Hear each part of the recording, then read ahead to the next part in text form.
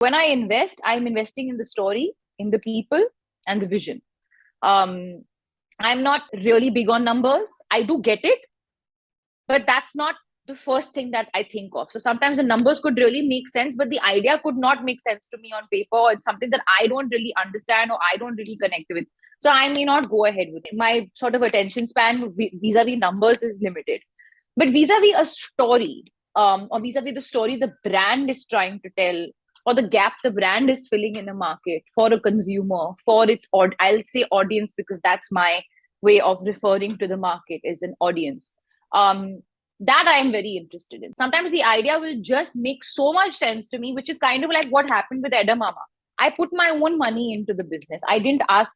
It's like my venture, my capital. It's something that I just went with directly, all guns blazing, because it's an idea that I believed in.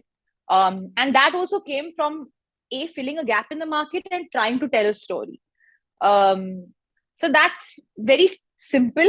It may not be the most profound way of making investments, but it's pretty simple, and I like to keep it familiar to what I know, which is telling stories.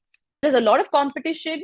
There's a lot of information. There's a lot of really great ideas. So I think it's a very exciting time. But while it's also exciting, it can, in my opinion, it's sort of like fireworks all the way. So you have to really streamline and understand what is really here to stay. Like I said, investments, businesses, company structures, whatever you may call it, they should be able to stand the test of time. If you want a film, say, to be a commercial success at the box office, it has to be widespread.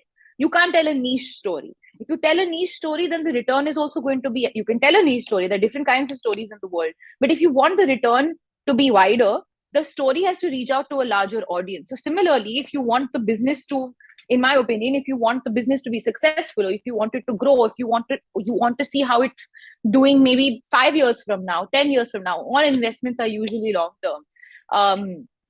You need to see how widespread the idea and the thought of the business is.